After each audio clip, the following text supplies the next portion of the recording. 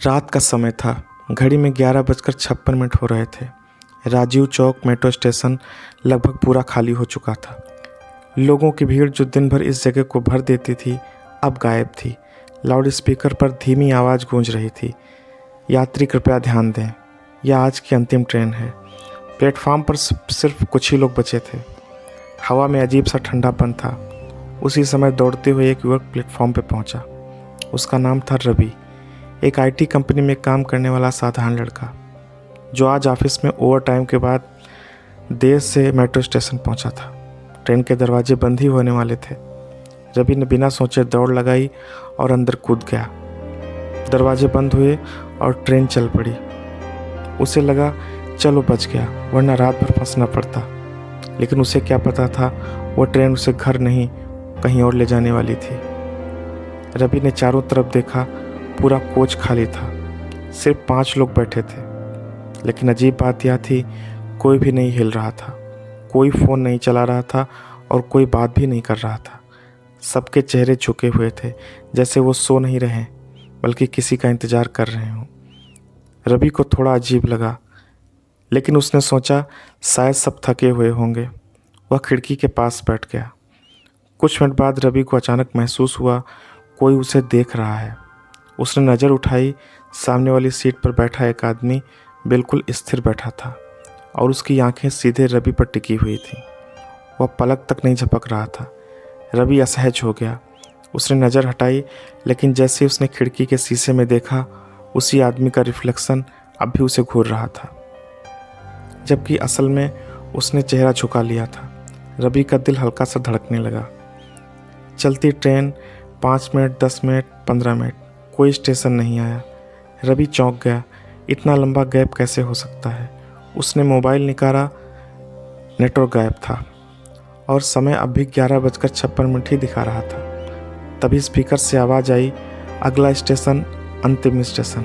लेकिन स्टेशन का नाम नहीं बोला गया। कोच में बैठे लोग अचानक एक साथ सिर उठाकर स्पीकर की तरफ देखने लगे। उनकी आंखें पूरी तरह काली थीं। अचानक ट्रेन झटके से रुकी, लाइट झपकने लगी। रवि ने डरते हुए चारों तरफ देखा और उसके शरीर में सिहरन पैदा हो गई। कोच में बैठे 5 लोगों में से एक गायब हो गया। वह सीट खाली थी, कोई दरवाज़ा नहीं खुला था, कोई आवाज़ नहीं हुई थी, जैसे वह इंसान कभी था ही नहीं। रवि ने डरते हुए पास बैठे बूढ़े आदमी से पूछा, अंकल हम कहाँ जा रहे हैं? बूढ़े ने धीरे से सिर उठाया। उसकी आंखें पूरी काली थीं और उसके होंठ धीरे से हिले, जहाँ से कोई वापस नहीं आता। रवि का गला सूख गया। रवि ने घबराकर फ़ोन देखा। समय अब भी 11:56 हो रहा था। समय वहीं का वहीं रुका था। ट्रेन चल रही थी, लेकिन समय आगे नहीं बढ़ रहा था। स्पीकर फिर बोला, अगला स्टेशन तुम्हारा स्टेशन है। अब कोच में सिर्फ 3 लोग बचे। एक और गायब हो चुका था।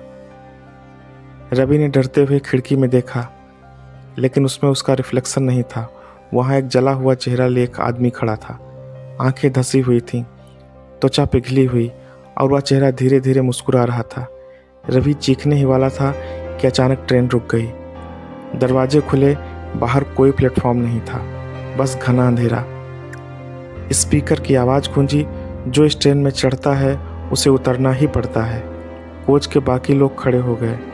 अब उनके चेहरे साफ दिख रहे थे। सभी के सभी चेहरे जले हुए थे। वो एक साथ बोले, हम भी कभी जल्दी में आखिरी ट्रेन में चढ़े थे। अचानक रवि के पैरों ने खुद चलना शुरू कर दिया, जैसे कोई उसे खींच रहा हो। वह दरवाजे की तरफ बढ़ता गया। उसने पीछे देखा, कोच खाली था, सब गायब थे। स्पीकर की आखिरी आवाज़ आई, अगला यात्री, और दरवाजे बंद हो गए। अगली सुबह मेट्रो ट्रैक के पास रवि का बैग मिला, लेकिन रवि कभी नहीं मिला। सीसीटीवी में सिर्फ इतना दिखा, वह ट्रेन में चढ़ा, लेकिन उस रात वह ट्रेन चली ही नहीं थी। कुछ ट्रेनें मंजिल तक नहीं पहुंचाती आपको, वह आपको हमेशा के लिए ले जाती हैं।